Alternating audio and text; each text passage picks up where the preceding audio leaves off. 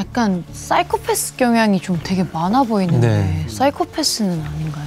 실제로 경찰에 체포된 뒤에 조선은 자기 스스로를 평가를 하면서요. 오래전부터 살인에 대한 욕구가 있었다. 사이코패스 성향이 있는 것 같다라고 자신을 평가를 했는데요.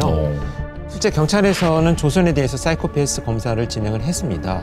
그 결과에 의하면 40점 만점에 25점을 넘기면 우리가 사이코패스 성향이 높다라고 표현을 하고 있는데요. 조선은 25점 이상의 점수가 나와서 사이코패스로 판정을 받기도 했습니다. 근데 뭔가 이런 성향이 뭔가 학창 시절에는 정상이었다가 성인이 돼서 갑자기 나오고 이러진 않았을 것 같거든요.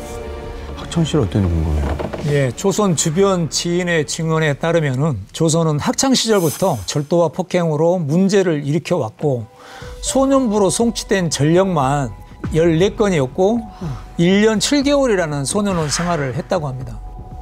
어린 나이부터 심상치가 않았네요. 소년원 생활까지 했는데 교화가 되진 않은 것 같네요. 네, 소년 범죄자로서 분명히 우리 대한민국 사법당국에 포착이 되고 알려진 인물이었죠. 하지만 교화가 되지 않았습니다. 그렇게 성장한 조선, 성인이 된 이후에는요.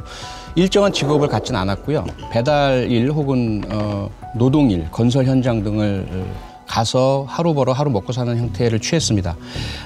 물론 당연히 오해하시면 안 됩니다. 그 배달이나 건축 현장이나 노동 업종은 정말 성실하게 매일매일 일하시는 분들이 많으세요. 조선 같은 어떤 극히 일부의 개인적인 범죄자들이 문제인 거죠. 특히 조선이 문제인 것은요. 그렇게 해서 하루 가서 돈을 벌잖아요. 그럼 그 돈을 대부분을 술 혹은 도박에 다 써버립니다. 그러한 그 무절제한 생활을 계속 해왔고요. 그러면서 특히 이제 사행성 오락실을 많이 드나들었거든요. 그렇게 드나들던 조선, 내가 이렇게 여기서 계속 돈만 쓸 게 아니라 아예 이런 걸 하나 차리자라고 마음을 먹게 됩니다. 그래서 직접 이 사행성 오락실을 운영하기도 합니다. 그런데 이 시기에 보험 사기를 통해서 또 돈을 불법적으로 벌려고 하기도 했었고요. 그리고 다른 사람과 시비 끝에 폭행 범죄를 저질러서 집행유예 형을 선고받기도 하는 등 끊임없이 범죄 혹은 불법행위 등을 저지르면서 살아왔습니다. 참 안타까운 것이 그래도 우리 현대사회 혹은 뭐 대한민국 마찬가지지만 교정교화의 효과를 믿고 있거든요. 그래서 그러한 그 믿음 하에서 법과 제도를 운영하고 있습니다.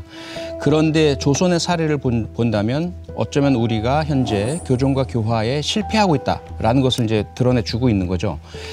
여러 가지 이유가 있을 수 있을 것 같습니다. 우선은 청소년 범죄 시절에 가장 교정 교화하기 좋은 시기거든요. 아직까지 인격적으로 성숙하기 완성이 되지 않은 시기니까. 그런데 아직까지 우리가 청소년 범죄자들에 대해서 충분히 개별적인 교화 개선을 하는 그러한 시스템을 갖추지 못하고 있다는 것이고요. 그리고 이 조선 같은 범죄자가 계속 반복적으로 범죄를 저지를 때 하나하나는 무겁고 중하지 않을 수가 있습니다. 그런데 그 전체적인 것들을 본다면 반사회성이 역력히 나타나거든요. 그러한 범죄자들에 대해서 아직 우리는 적절한 대응책을 가지고 있지 못합니다. 그러다 보니까 마지막에 최종적으로 저렇게 괴물로 변하는 모습을 발견하게 되는 거죠. 범죄도 약간 봤을 때 중독이 있는 것 같아요. 나쁜 짓을 하는 사람들은 못 끊는 것 같아요. 그 짓을.